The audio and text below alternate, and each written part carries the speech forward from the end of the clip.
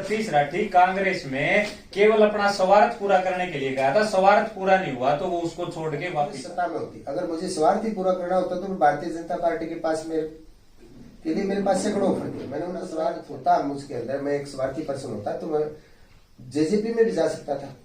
मैं चौधरी देवलाल की नीति में उसका जितने भी एक क्षेत्र में गांव, हर एक गांव को 10-10 लाख रुपए ग्रांट दे दी, भाई इतने जब तक चुनाव नहीं तो विकास महम में हो जाएगा।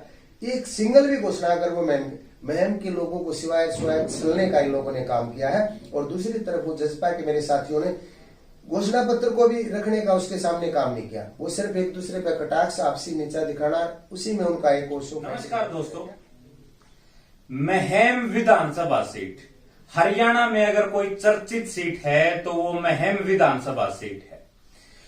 ताऊ देवीलाल को उप प्रधानमंत्री बनाने वाली महम सीट है।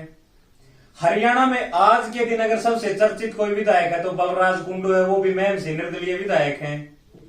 हरियाणा में राजनीति की राजधानी है जो रोहतक कहा जाता है, लेकिन रोहतक की भी सबसे चर्चित सीट है वो महम विधानसभा है। और आज बलराज कुंडू महम विधानसभा से निर्दलीय एमएलए है। 2.5 साल से वो विधायक हैं। बातचीत करने के लिए हमारे साथ सतीश राठी जी हैं। इनका गांव भी उसी महम विधानसभा के बड़े गांव में से एक है। तो बातचीत करेंगे 2.5 साल के कार्यकाल में बलराज कुंडू ने क्या कुछ किया, कितने बदलाव आए, हल्के में कौन से बड़े काम हुए, जो मुख्य समस्याएं थी हल्के की वो कितनी दूर हुई, उनके ऊपर चर्चा करेंगे। राठी साहब स्वागत है। स्वागत है मोहित जी, आपका भी और आपके चैनल का भी। क्या कहेंगे 2.5 साल हो गए विधायक जी के कार्यकाल को, कितना बदलाव आया हल्के में? देखो मोहित जी, अकेला सतीश राठी ही नहीं, मैं भींगे इनेलो का जिला अध्यक्ष के नाते नहीं बोल रहा, मैं एक आम उस विधानसभा के वोटर के नाते भी अगर बात करूं तो 2.5 साल पहले जहां मैं क्षेत्र था आज उससे भी पिछड़ गया। आप मुझे एक भी कोई ऐसी सुविधा बता दीजिए मैं क्षेत्र में अगर भैया ये काम इस 2.5 साल में अच्छा हुआ। कोई नया कॉलेज बना हो, नया कोई इंजीनियर कॉलेज बना हो, कोई मेडिकल कॉलेज बना हो, कोई स्किल्ड बेस्ड कॉलेज बना हो, नया कोई हॉस्पिटल बना हो, और कोई ऐसी महम में सुविधाएं आ गई हो जिससे महम का युवा उन सुविधाओं का फायदा उठा के अपने आप को एस्टैब्लिश कर सके, अपने परिवार को एस्टैब्लिश कर सके और इस देश और प्रदेश को खुशहाल कर सके। आज हरियाणा बेरोजगारी में पूरे देश में दूसरे नंबर पर है। 31% बेरोजगारी के साथ हरियाणा दूसरे नंबर पर है। क्या कहेंगे आप, क्या मानते हैं युवाओं को रोजगार क्यों नहीं मिल पाया? मोहित जी, मैं तो कांग्रेस के बाद सबसे बड़ा दोष इसमें भारतीय जनता पार्टी का मानता हूं। जिस प्रकार कांग्रेस ने इस देश और प्रदेश को अनेकों साल पीछे भेजने का काम किया, उनसे भी आगे बढ़ते हुए भारतीय जनता पार्टी ने आज युवाओं को और इस देश और प्रदेश को इतना पीछे भेज दिया कि ये देश अगर विश्व के पायदान पर अगर हम चर्चा करना चाहें तो ये बहुत नीचे जा चुका है। मैं एक छोटा सा एग्जांपल आपको देना चाहूंगा।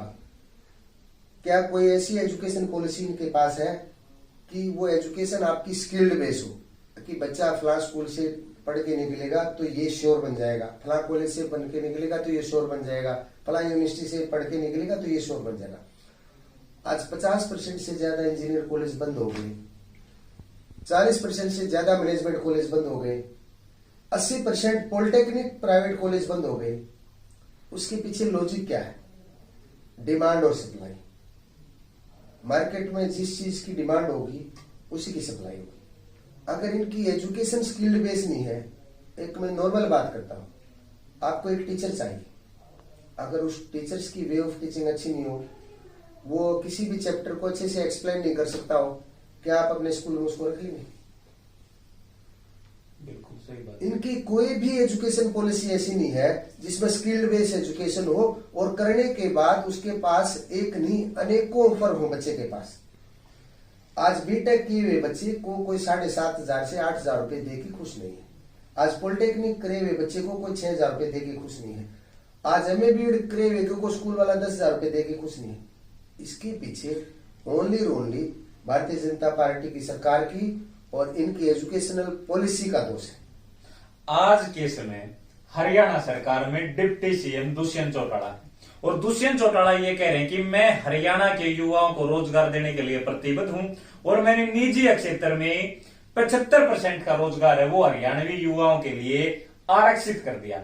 मैं सतीश राठी से ये जानना चाहूंगा कि सतीश राठी ये गांव में कितने लोगों को रोजगार मिला है? 75% क्या बात है? मोहित जी, अकेला सतीश राठी ही नहीं, आप हरियाणा के किसी गांव में जाके पता कर लीजिए, इस 75% के नाम पे किसी अगर एक सिंगल साथी को भी रोजगार मिला हो।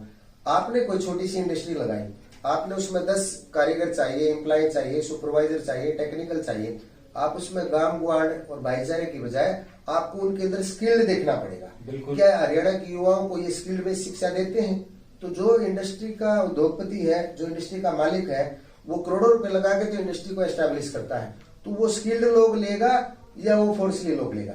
इस बहाने से ये उन इंडस्ट्री के लोगों पे दबाव बढ़ाने की इनकी सोच है, ताकि उनको ये पैसे ले सके उन लोगों पे। ये ओनली पहले ही इंडस्ट्री वाले लोग हरियाणा से पलायन करने पे मजबूर थे, और आज तो इन्होंने और जबरदस्त ऐसा ये लागू करने का प्रयास किया, ये विधिवत रूप से लागू नहीं हो सकता।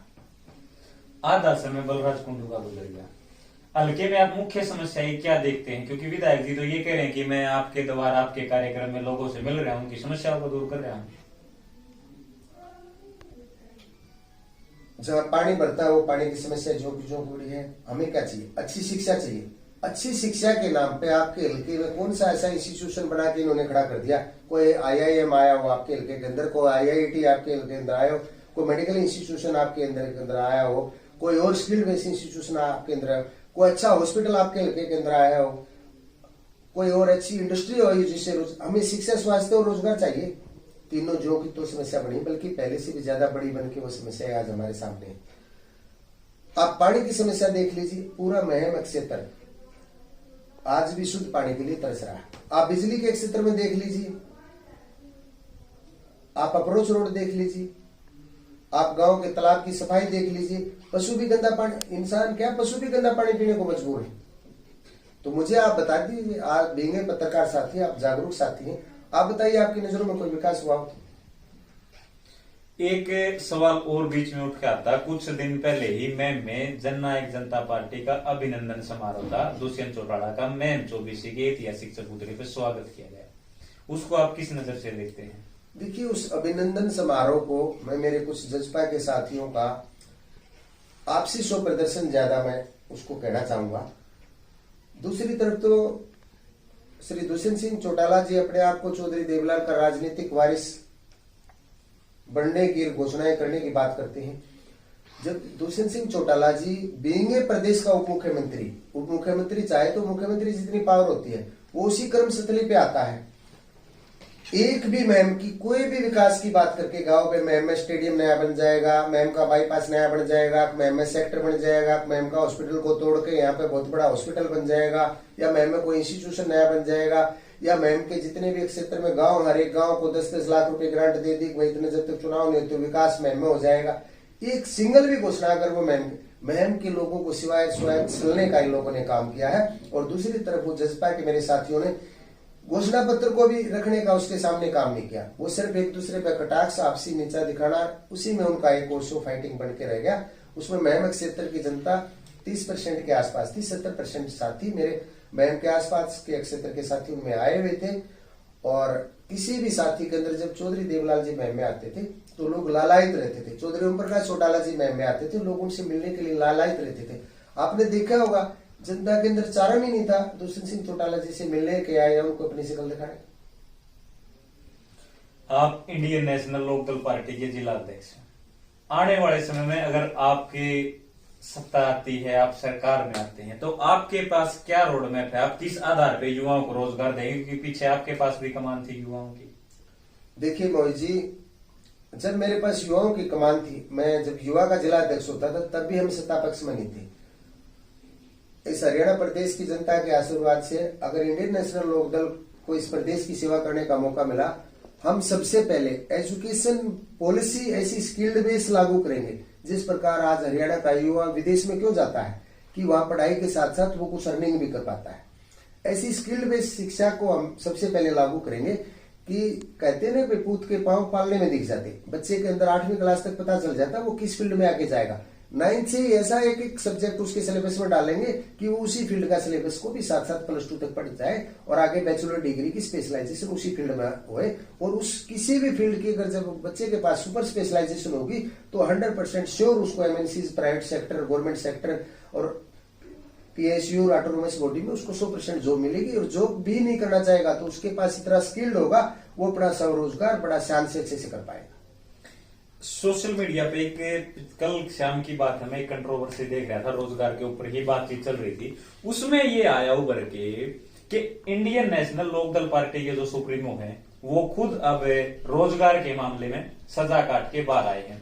तो वो आप मतलब युवा हैं, वो आपकी पार्टी पे कैसे विश्वास करें कि अब की बार पारदर्शिता से रोजगार मिलेगा, क्योंकि आपकी पार्टी के नेता आरोप सजा काट के आए।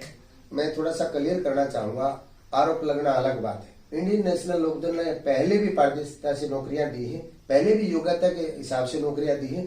और अभी तो जो आज हमारे मुखिया चौधरी ओम प्रकाश चौटाला जी ने पिछले दिनों उन्होंने घोषणा की है, चाहे कोई साथी गलती से किसी और भी पार्टी की वोट दे गया और इंडियन नेशनल लोकदल सत्ता में आएगी, उसके बाद हम ये नहीं देखेंगे कि इसके परिवार ने हमारी वोट नहीं दी। हम हर परिवार के हर युवा को रोजगार देने का भरपूर प्रयास करेंगे और उसमें जाति, बिरादरी, भाईचारा, पार्टी, राजनीतिक अगला पिछला ये नहीं देखेंगे, उसकी योग्यता के आधार पर उसको नौकरियां देने का काम है। एक आखिरी सवाल सतीश राठी जी से है कि पिछले दिनों आप कांग्रेस में चले गए थे, तो सोशल मीडिया पे ये लिखा गया कि सतीश राठी कांग्रेस में केवल अपना स्वार्थ पूरा करने के लिए गया था, स्वार्थ पूरा नहीं हुआ तो वो उसको छोड़ के वापिस आ गए।